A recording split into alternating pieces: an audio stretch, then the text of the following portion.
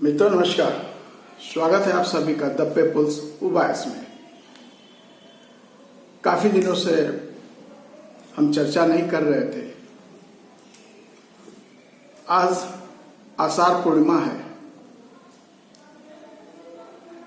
हिंदू इसे गुरु पूर्णिमा के रूप में देखते हैं। आइए देखते हैं कि गोंडियन संस्कृति रूढ़ी परंपरा में, दूसरे शब्दों में गोंडी धर्म कहा जाए अगर, हालांकि धर्म जैसी चीज, धर्म की बहुत विस्तृत परिभाषा होती है, इसमें हम न पढ़कर रूढ़ी कहेंगे, परंपरा कहेंगे।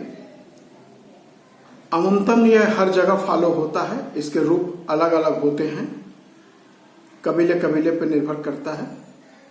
तो आषाढ़ पूर्णिमा का गोंडी रूढ़ी में क्या स्थान है? मित्रों, आषाढ़ पूर्णिमा, इसको हम खूंट पूजा के रूप में भी जानते हैं, उसके भी नाम से जानते हैं। तो खूंट होता क्या है? खूंट, शक्ति को गोंडी भाषा में खूंट कहा गया है। तो शक्तियों की पूजा, तो इस प्रकृति में जिस तरह की भी शक्ति आप महसूस करते हैं, वो जीव जंतु हो सकता है, पशु पक्षी हो सकता है, पंख वाला हो सकता है, बिना पंख वाला हो सकता है, मिट्टी हो सकती है, पानी हो सकता है, सूर्य हो सकता है, हवा हो सकती है, पोकरण यानी वो खाली स्थान जहां एक जीव को पनपने में मदद होती है। दूसरे शब्दों में कहिए, सीधा सीधा पोकरण का मतलब गुफा या पोख। तो आकाश को भी पोकरण माना गया है, तो आप वो भी मान लीजिए। तो ये जो 5 तत्व हैं पृथ्वी के, पृथ्वी यानी मिट्टी, पानी, हवा, उष्मा और आकाश। अब इसके अंदर जो प्रकृति की चीजें हैं, ये तो हैं, ये परम तो हैं ये पेड़, पौधे, जीव जंतु, ये सभी शक्तियां हैं। इसके बगैर हम मनुष्यों का काम नहीं चलता। इसमें कुछ शक्तियां हमारे लिए नुकसानदायक होती हैं, तो दूसरे तरीके से वो लाभदायक भी होती हैं। कुछ चीजें हमारे लिए बराबर लाभदायक बनी रहती हैं। इसी तरह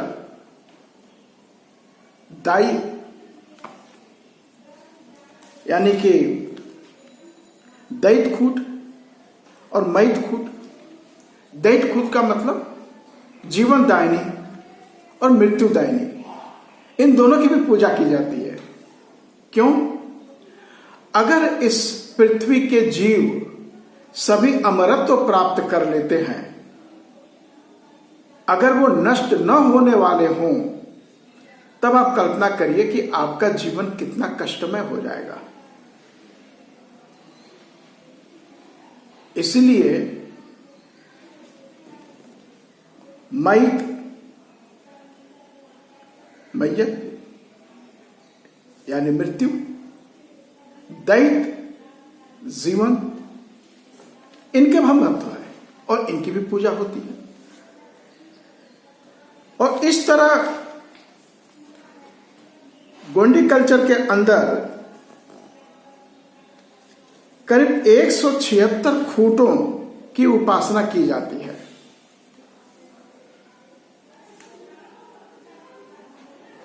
अन्न, वो भी एक शक्ति है, अन्नकूट कहा जाता है। धन, वह भी एक शक्ति है। उसके बगैर भी काम नहीं चलता। अब वो धन किसी भी रूप में हो सकता है, समय समय पे रूप बदला है।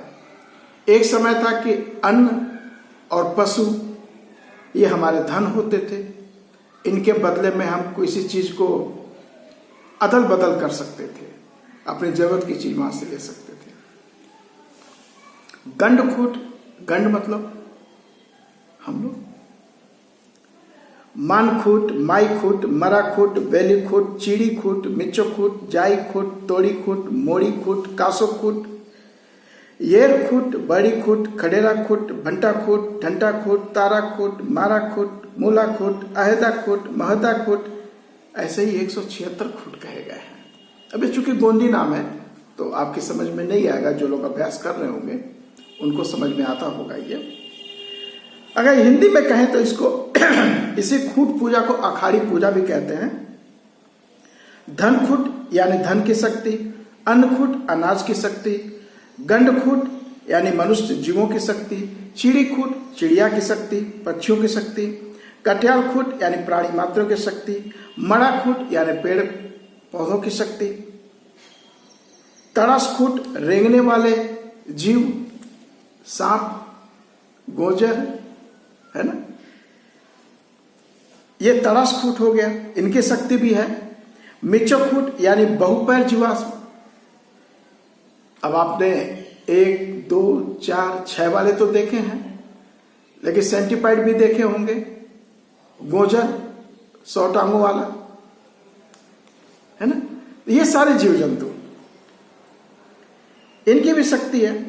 सुकुमखूट यानी तारांगणों की शक्ति, आकाश तारा। मटियाखूट यानी चक्रवात की शक्ति, वो तूफान भी जो आता है चक्रवात, उसकी भी अपनी शक्ति है, वो बहुत कुछ तहस नहस कर जाता है, तो कहीं वो तहस नहस करता है तो कहीं वो जीवन दायनी का भी काम करता है। अदितियाखूट यानी तेजखूट, तेज उष्मा प्रकाश। येरखूट जल की शक्ति, तोड़ीखूट धरती की शक्ति, आकाशखूट यानी पोकरण शक्ति, जो मैंने बताया आपको। इस तरह सभी दृश्य तथा अदृश्य शक्तियों की सेवा की जाती है। अब यहां सेवा का बहुत गहरा मीनिंग है, बहुत गहरा मायने है। अगर हम इन शक्तियों की पूजा करते हैं, खूट पूजा करते हैं, इसका मतलब क्या है?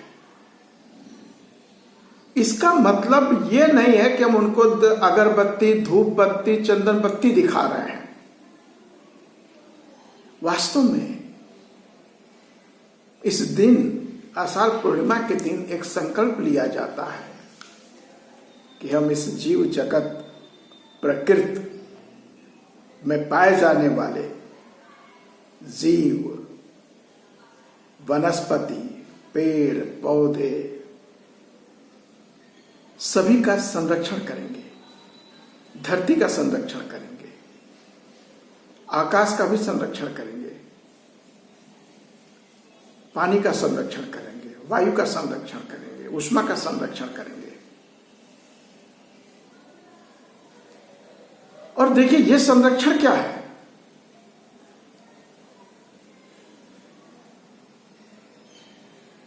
कंजर्वेशन। हम जिसको यूज करते हैं, प्रयोग करते हैं, तो उसका रूपांतरण होता है। और अगर हम उसको पैदा करने की कोशिश करें, उसको रिकल्टिवेट करें, रीजनरेटिव करें, वही संरक्षण है।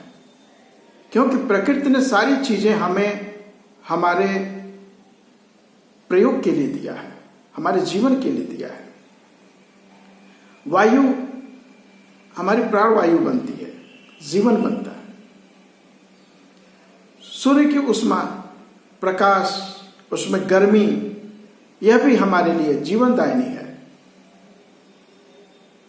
तारामंडल, अंधेरा होगा तो तारा दिखता है, तारा तो बराबर बने रहते हैं, दिखता है अंधेरे में। यानी वो शाम का ठंडापन भी हमारे जीवन के लिए आवश्यक है। पानी वो है ही है। पानी का संरक्षण हम कैसे करेंगे? क्या हम पानी पैदा कर सकते हैं? नहीं। जिस स्रोत में पानी पड़ा हुआ है वहां से हम अपने उपयोग के लिए निकालते हैं, तो उसका संरक्षण हम कैसे करें? उस पानी को जहां से निकाले हैं उसी धरती दाई को सौंप दें, ये रिजनरेटिव हो जाएगा। उदाहरण के लिए, आप शहर में हैं, गांव में हैं, आपकी 2000 लीटर की टंकी, पानी की टंकी बनी हुई है छत पर, आपने सबमर्सिबल पंप लगाया है, रोज उसको आप टंकी भरते हैं, फिर पूरे दिन आप उस पानी का उपयोग करते हैं। तो वो जो पानी उपयोग होने के बाद आप नाली में बहवा देते हैं, अगर उस नाली का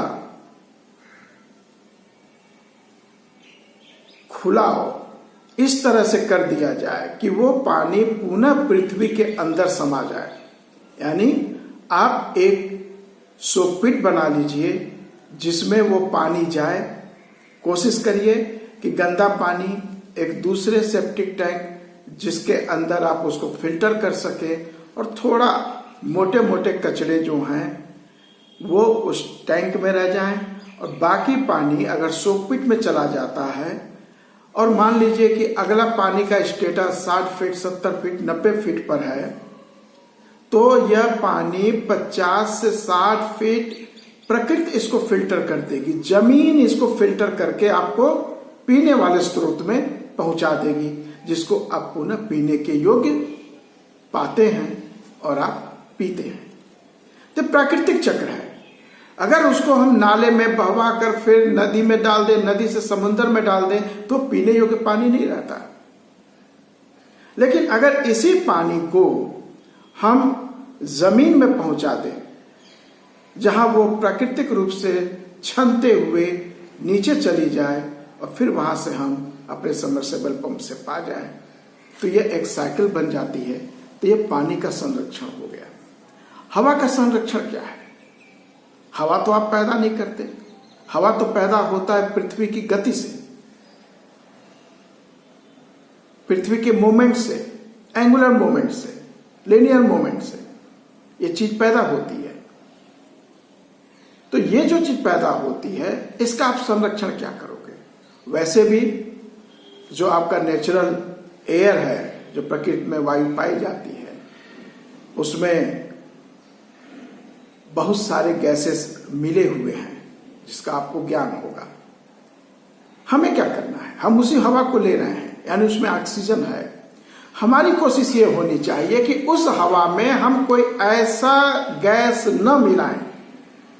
उदाहरण के लिए, अगर आप लकड़ी जलाते हो तो लकड़ी का धुआं वो उसमें मिलता है। अगर आपने रबड़ जला दिया, उसका भी धुआं जाके उसी में मिल जाता है। अगर आपने अमोनिया मिला दिया तो उसका मात्रा बढ़ जाता है। कोई भी चीज आप जलाओगे तो carbon dioxide, monoxide, sulphur dioxide, sulphur oxide इसमें कन्वर्ट होकर हवा में मिलता है, और फिर वहां पे वो ऑक्सीजन के लेवल को कम करता है। तो हम अगर ये चीज रोक लें, हम एयर को पॉल्यूटेड न करें, तो हमारा हवा का संरक्षण हो गया। पृथ्वी का संरक्षण क्या है? पृथ्वी के संरक्षण में आपको हरियाली चाहिए। एक तो यह चीज हो गई। आप अपने उपयोग के लिए पेड़ पौधों को काटते हैं, तो आपने पेड़ पौधे लगाना भी चाहिए। हालांकि जो आप पेड़ काटते हैं वो 25 साल 30 साल 40 साल पुराना पेड़ होता है। अब वो पेड़ पाने के लिए, उस क्वालिटी को पाने के लिए, तो आपको 25-30 साल तो इंतजार करना पड़ेगा जो पौधे आप लगाएंगे। दूसरी चीज, पृथ्वी के अंदर हम कोई ऐसी चीज दफन न करें जिसको यह मिट्टी पचा न पाए। उदाहरण के लिए, पेट्रोलियम से तैयार किए हुए प्लास्टिक, रबर एक्सेट्रा, ये चीजें जब आप मिट्टी में दफन करते हैं तो मिट्टी उसको पचा नहीं पाती, वो सैकड़ों साल भी उसी तरह दिखता है। तो ऐसे चीजों का प्रोडक्शन बंद होना चाहिए, नहीं होना चाहिए?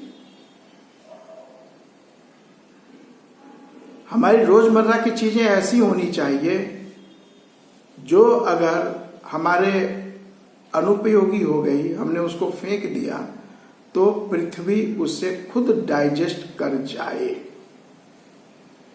तो ये हमारा पृथ्वी का संरक्षण हो गया। तो ये हमारी पूजा है। इन शक्तियों के प्रति हमारी ये सच्ची पूजा है कि हम उनका संरक्षण करें। पृथ्वी पर कोई भी चीज सबके लिए नुकसानदायक नहीं है और सभी एक दूसरे पर निर्भर है। आप भी निर्भर हैं, आप पे कोई और निर्भर है, आप किसी और पे निर्भर है। तो आषाढ़ पूर्णिमा यह वास्तव में गोंडी कल्चर और रूढ़ी में यह दर्शाता है कि आषाढ़ पूर्णिमा का दिन खूंट पूजा है, यानी शक्ति पूजा है। और शक्ति वो सारी चीजें प्रकृति में दी गई, वो सारी चीजें जो हमारे लिए लाभदायक है, जिसका हम उपयोग करते हैं, वो हमारे लिए पूजनीय है, अर्थात वो हमारे संरक्षण में होना चाहिए। मित्रों, आज के लिए बस इतना ही। आप सभी ने मेरी बात को सुना, इसके लिए आप सभी का धन्यवाद। आषाढ़ पूर्णिमा खूंट पूजा का कॉन्सेप्ट आपको पसंद आया होगा और आप एक संकल्प लें कि हमें प्रकृति का संरक्षण करना है, अपने पर्यावरण का संरक्षण करना है, इकोसिस्टम का संरक्षण करना है। जय भारत, जय संविधान, सेवा जोहार।